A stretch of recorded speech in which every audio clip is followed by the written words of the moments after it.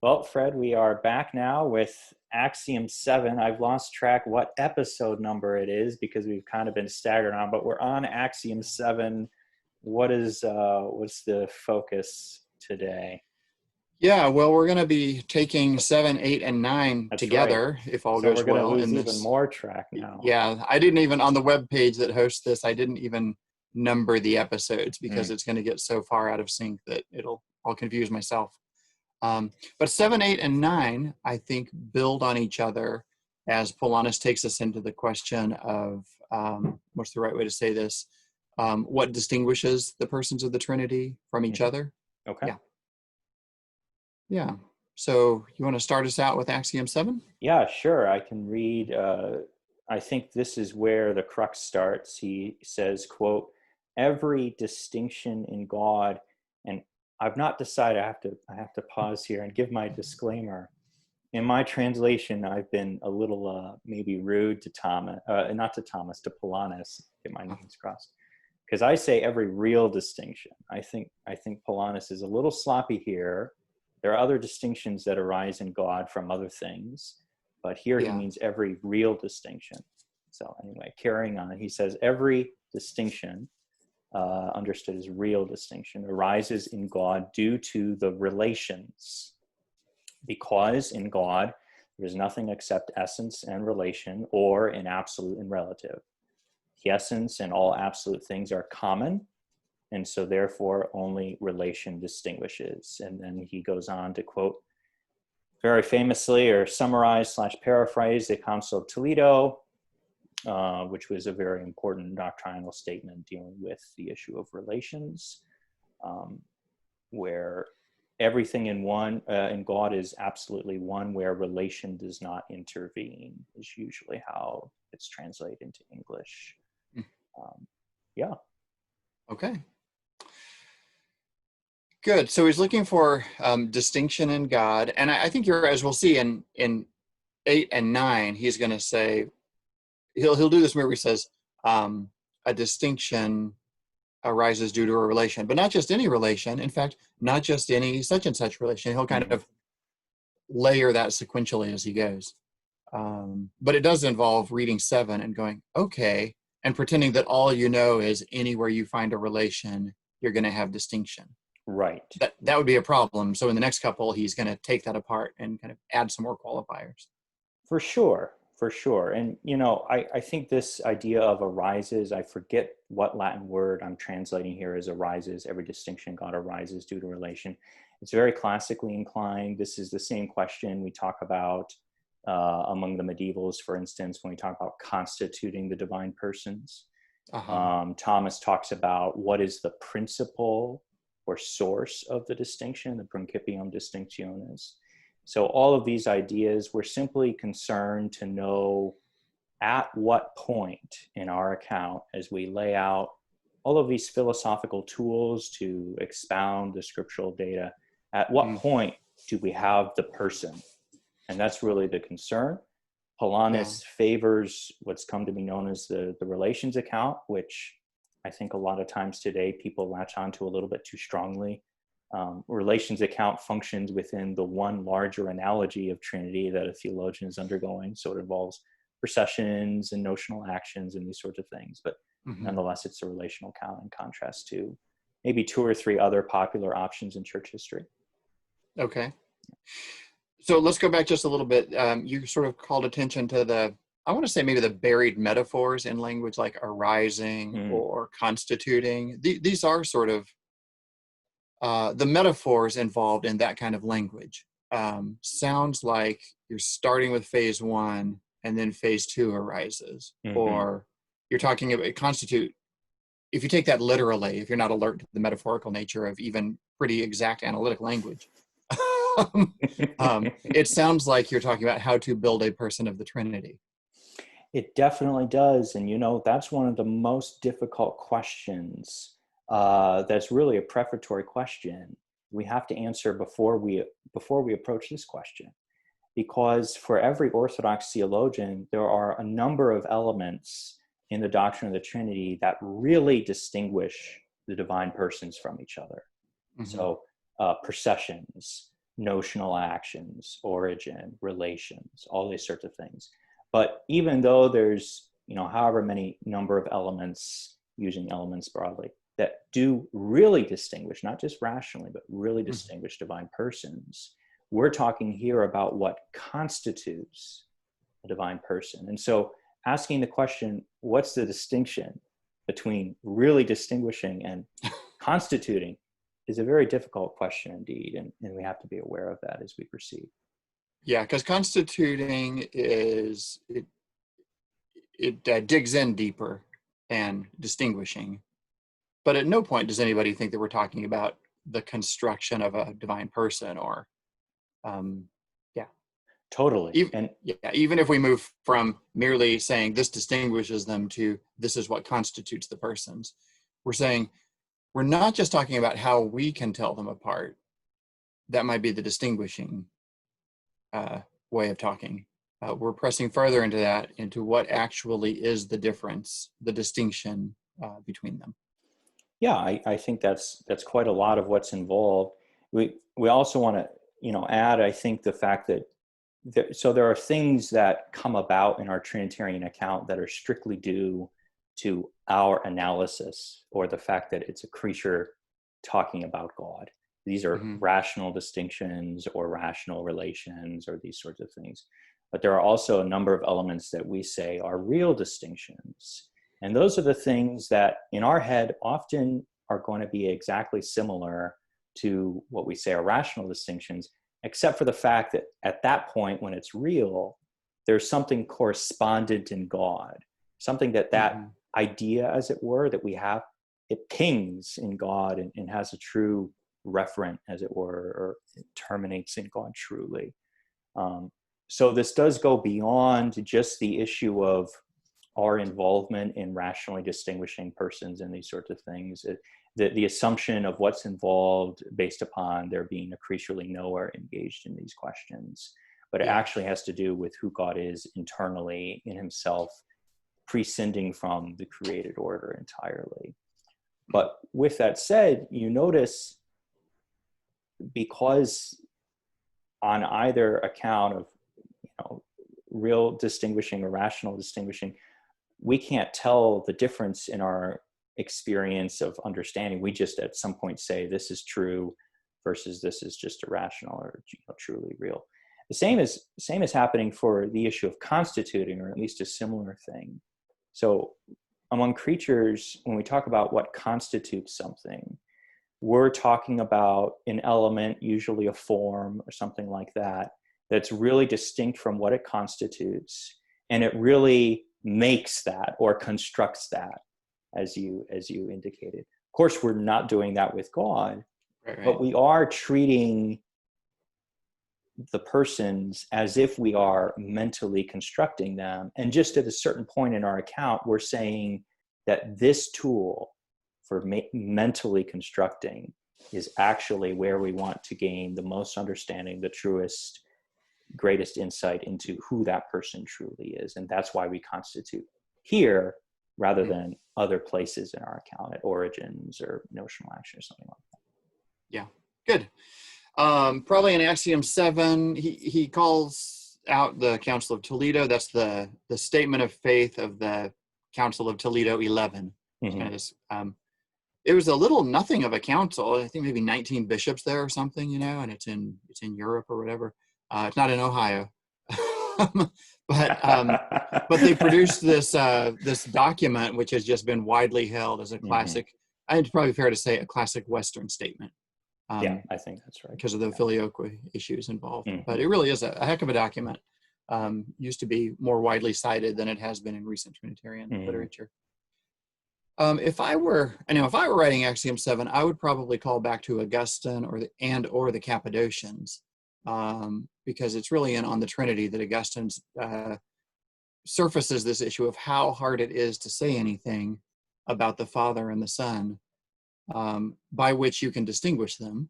In fact, he says it's impossible. Anything you want to predicate essentially of the Father or the Son fails to distinguish them. The only way to distinguish them is, I think in Hill's translation, it's relation-wise, right? You can talk substance-wise all day and never Oh tell boy. them apart, but relation-wise, you can distinguish them. Yeah, that's true. So, Yeah. Yeah, and again, not only distinguish, but also constitute, which Augustine most likely leans toward. The relations account pushes further than just the relations distinguishing, and pushes into actually this, we claim this is where they're constituted, over in contrast to other accounts. So for instance, probably the most famous alternative, and in my opinion at least, the only other alternative besides this one that's permissible within the bounds of orthodoxy. So there are a number of ways we can, maybe do our systematics and still stay orthodox on these questions, which we usually like to do.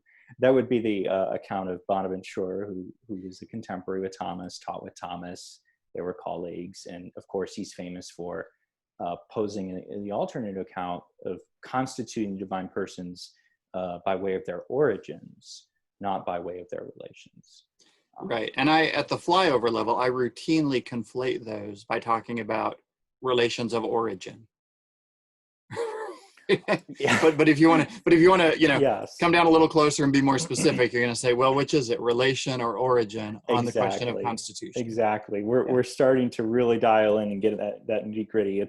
We can. But I'm fairly intentional about blurring those distinctions at the introductory level. There are so many levels here to get down through before for sure. the questions most people are asking. Yeah. For the average Christian reading the Bible and thinking appropriately about the Trinity, the question, what's the difference between the Father and the Son? The answer, the Son became incarnate, is a correct answer at the first level, right? And it takes drilling down to say, yes, but you see how you just constituted the difference between the Father and the Son by way of a reference to an event in creation? That's going to be a problem. Now, it's not a problem for most people most of the time, because they're not intending to say the constituting difference between the Father and the Son is an event that happens within creation. For sure. Right? They're not making that kind of mistake. They're not in that kind of trouble. So. They just know that the Son is truly incarnate and the Father is not. And so they're not wrong. Yeah. They're definitely not wrong. This is a fact about the Son. This is a truth about the Son that's not true about the Father. And all these things are true things to say. And again, at the introductory level, and frankly, probably several levels above the introductory as well. Yeah. This is where a lot of people rest, and that's perfectly fine and great, and they get along just as well as they need to in their faith. And for sure. I would even say that once you've drilled down quite a bit on this, you still want to say, bear in mind, the reason we're talking about any of this is because the Son became incarnate. For sure. This is, in fact, big picture. This is how we know this, why we think this. Yeah. Yeah. The point of departure for our Trinitarian speculation is in fact, involved in that mission is the humanity of Christ, for sure. Yeah. All right. Well, let's add Axiom 8 here, because Polanus, twice he's going to do this move where he says, that's right, every distinction arises according to relation. But not just any relation. Right. Not just any relation suffice to make the distinction, though. Only opposed relations, that is to say, they're over against each other, not opposed in the sense of conflicting with each other, but they're opposite, or they face each other. Is often how I think about it. Oh, right, the opposite way to image that. So they're either facing each other, or you could say it's two ends of a pole. Yeah, it's relations that, if you were to trace a line between two things, it would be the two ends of that line is where you would find the relations. Yeah, maybe you could think about it that way. Yeah. So he lays down as a rule, I guess, that relations that are not opposed do not distinguish. Yep. For in the one Father, here's the illustration. For in the one Father, there are two relations, paternity and spiration. That is to say, the Father is both the Father of the Son and the, can we say, spirator of the Spirit, the one who spirates, on account of the fact that he is Father of the Son and spirator of the Holy Spirit. Nevertheless, these relations do not distinguish the Father into two persons, because paternity and spiration are not opposed relations in the Father. Right. So I think the point here is the Father has within him within him, these two relations, the relation of paternity and spiration. Right. But you can't take those two relations and say how they are related to each other. I mean, I guess you could say they're both in the Father. That's a relation.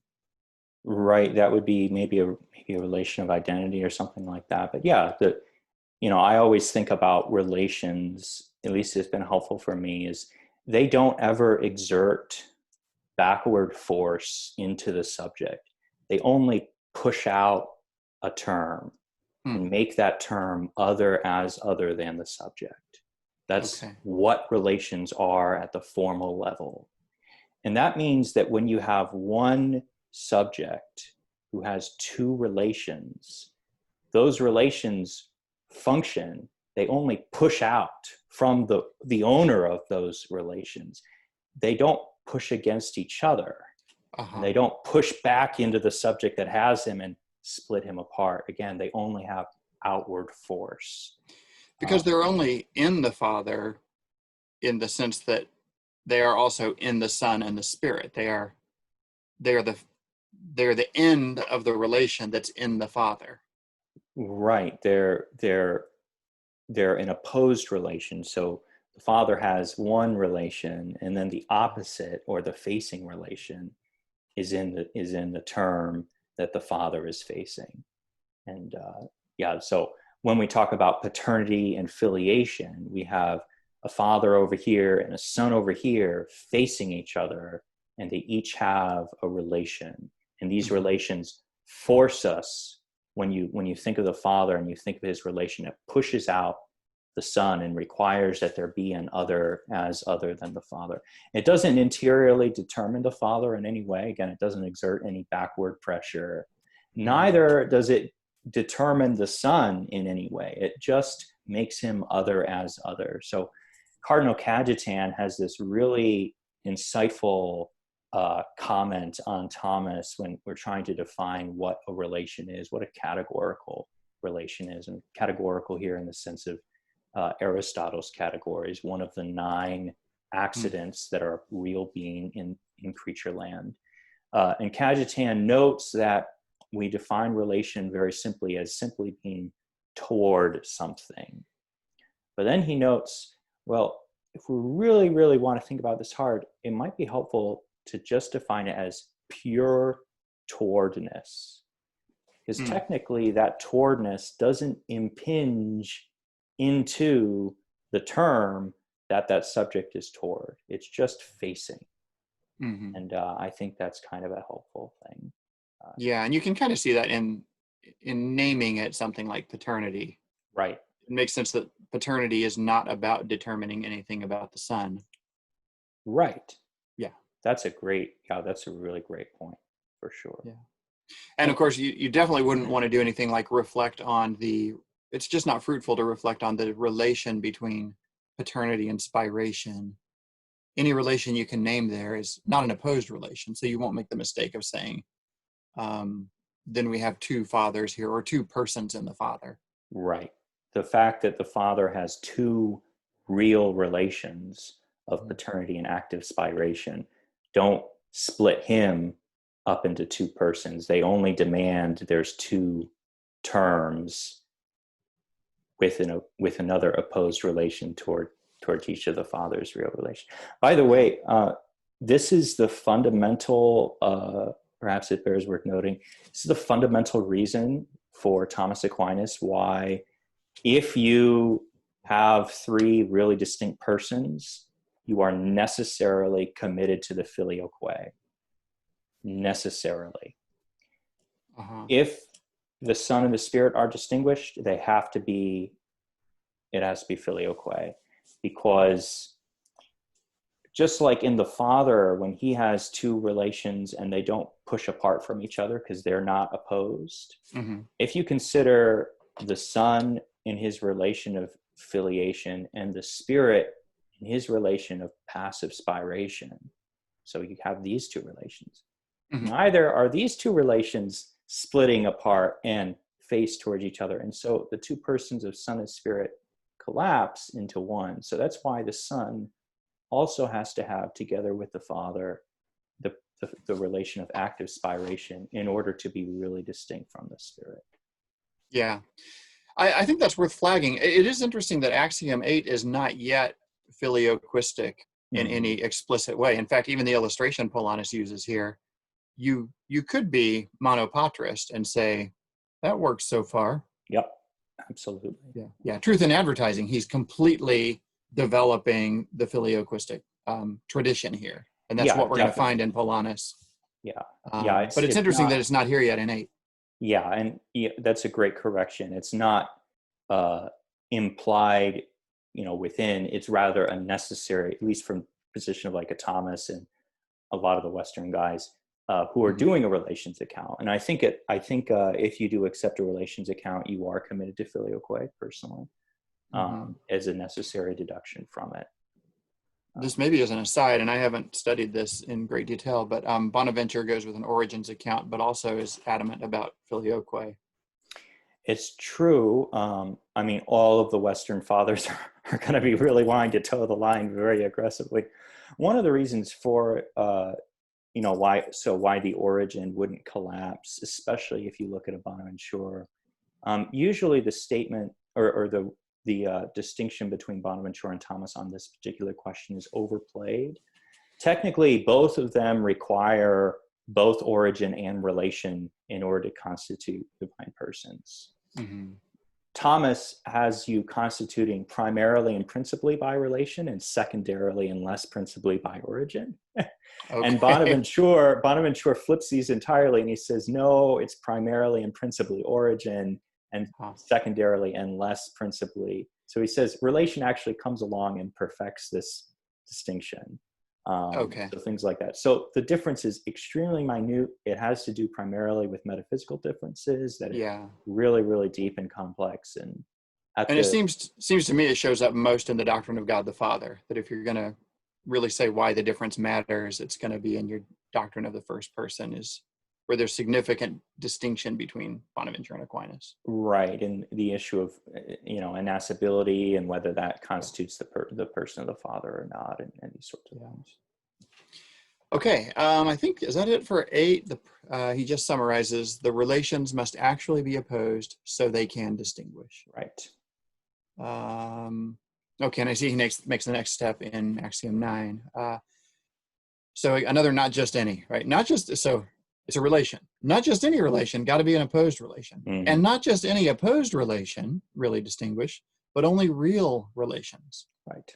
Equality of one person to another. This is another illustration he gives. Like, okay, so you want to see how an opposed relation is not enough? Watch this. Equality of one person to another is a relation, but it's a relation of reason because it doesn't differ from the essence except in our reason. So there's a relation of equality, that is to say, conceptually, to say A is equal to B, right, is to put A and B in a certain relation. Right, and to imply, Polanus is a little quite messy here. We always talk about the necessity of it being a real relation prior to moving to the opposed relation deal. So he's gotten these very much out of order, and I think this is problematic, but nonetheless, so equality or identity, maybe A is equal to B implies B is equal to A, and so A has a relation of identity to B, and vice versa, B to A. And an opposed relation, right? Right, yeah, so equality is also relations. An opposed relation because it's right, so they're facing comparative. Yeah. But it's not real. It's not a real relation, so it's just made up by our mind. If I say, if it's a relation of actual identity, if I say A is equal to A, is that a better illustration? Yeah, it's absolutely. That's another rational relation. Yeah. Because it's clear that there's not a real difference between A and A when I say A is equal to A. Right. It's If I compare myself to myself, that comparison is only happening in my mind. There's nothing real in the world that is pushing me out from myself and really distinguishing me from myself. Right. Hopefully not. Only by way of abnormal psychology, which is I might be not in itself trouble. a metaphysical statement. Yeah. Let's hope that's not the case. Yeah. Okay, so it doesn't differ from the essence except in our reason. And then he ends Axiom 9 with these really interesting little phrases. Yeah. The foundation of equality is the essence alone, which is one in number. Mm-hmm. This kind of takes us all the way back to Axiom 1. He's been working, he's been really using the divine essence to ground the unity all along. The foundation of equality is the essence alone, which is one in number. That really kind of belongs to the illustration that he just gave. Mm-hmm. Then the principles here are, thus, real opposed relation in God occupies the place for the principle of individuation. Again, it's more it's precise analytic language, but it's still metaphorical. There's a place for the principle of individuation. Like, what is the place? What is the location of that? Right, and this is a place for us, which we think about, and we can stop here, as it were, and say, okay, the persons or constitute is really distinct here. Mm-hmm. Not only is it something that we make up in our mind, but it's truly in God. There's truly something correspondent in God that has correspondence to what we're thinking at this place. But yeah, the principle of individualizing or individuating. That's where the principle of individuation lives there. Right. In God, in real opposed relation in God. Right. And then kind of a parallel statement, essence serves as the place for the nature of the species. Right. So you're doing how do we get 3 and 1 in God? Like, where is the 3? Polanus is saying, well, to get 3, you're going to need a principle of individuation, and where that lives is in real opposed relation in God. Right. Now, if you're back to the 1, we've already covered where the 1 lives is in the essence. Right. Though the nouns he provides at the end of that are those seem freighted. Essence serves as the place for the nature of the species. What is that? So I think what he's saying here is, if you ask what is the Father, then we look to the essence and we say he is God. Just like if you ask what is Ryan, who am I as an individual, you go to my human nature and you say, I'm a man, I'm a human being. And the use of species here is a little, he's definitely stretching some metaphysical categories. We claim there's no genus, certainly no species in God, because there's no difference in God to add on to the genus to make a species. But nonetheless, we have 3 individuals, and so he's taking up the idea of species to note that the individualizing distinguishing thing that makes it a 1 in contrast to another, again, facing one another via relations, is of course going to be in relations. But what each one of these really distinct things are is determined by the essence that they have, that they are. So when we resolve the person of the Father, who's only rationally distinct from the essence, and that's what Axiom 10 is going to come back around and say, Father is only rationally distinct from the essence. We resolve that distinction by divine simplicity, and we say he just is God, and that's where we're going with that. Okay, so Polanus doesn't introduce this here, but thinking with the categories he's given us, you could say, the Father doesn't stand in a real opposed relation to the divine essence. Exactly. So even though Polanus is in a tradition that's making a great deal out of the divine essence and all the changes that he rang on ousia, you never get to a situation where you can say, what is the relation of the Father to the divine essence? Because the relation is going to be, I think, not opposed. Well, it's certainly not going to be real. It's not going to be real. Yeah, it's not going to be, maybe we would want to quibble and say it's not technically a relation or something like that. I think maybe just the idea of distinction is maybe where we'd be going with that. So it's not a real distinction.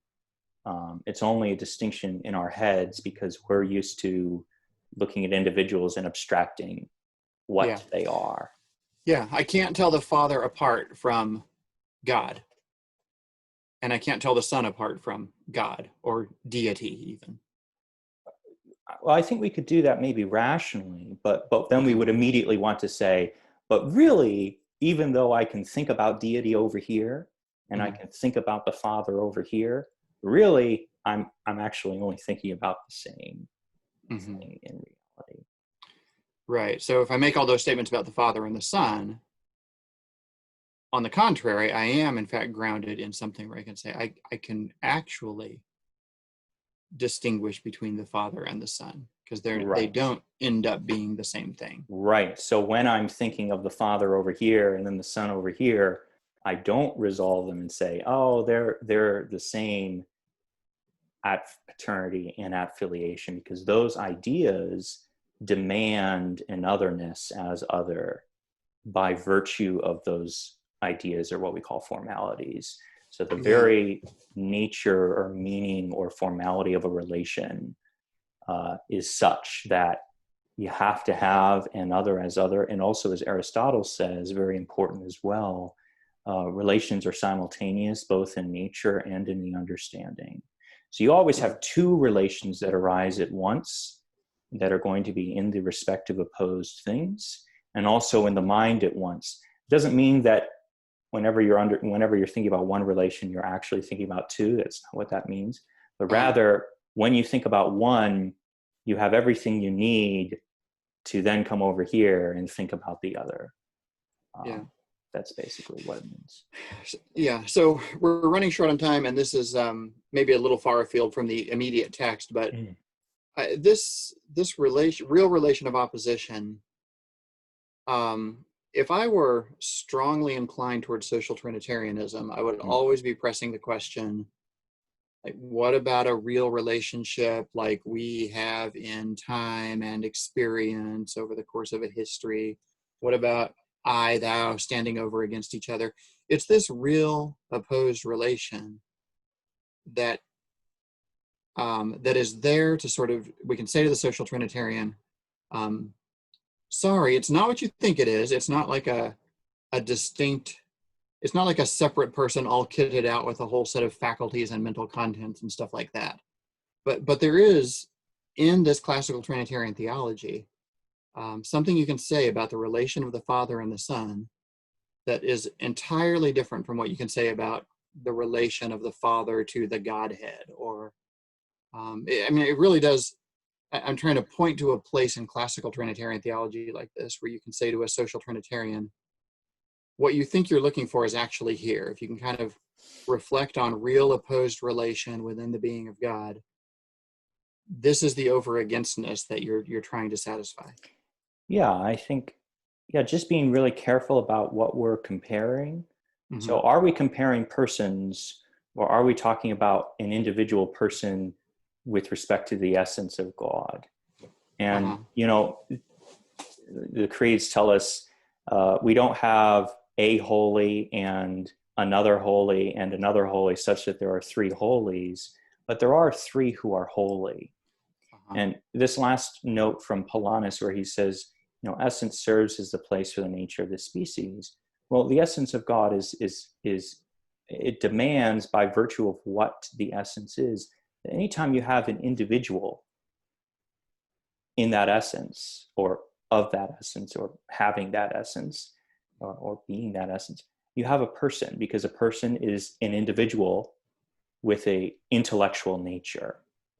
And so just like we say there are not three holies, but there are three who are holy, so there are three persons, or three who are conscious, or three who do will, or three who do understand, and these sorts of things, even though there's not three understandings. And I think if you approach it that way, some of those concerns are mitigated. Because a lot of times when people approach more the classical tradition, and I'm sure you have lots of stories about this, and they start thinking about relations, they lose the fact that, no, there are three who are conscious, because God is conscious. That term is very freighted, of course, and we want to really, No, but the most probably significant Trinitarian theologian in the 20th century, Bernard Lonergan, I mean, his major work is dealing with that sort of issue. And so I think there are ways, like you said, of picking out what is good, a good concern. A lot of social Trinitarians have brought to the fore again that maybe people have forgot, and showing how actually the tradition does deal with that in a very satisfactory way, for sure. Okay.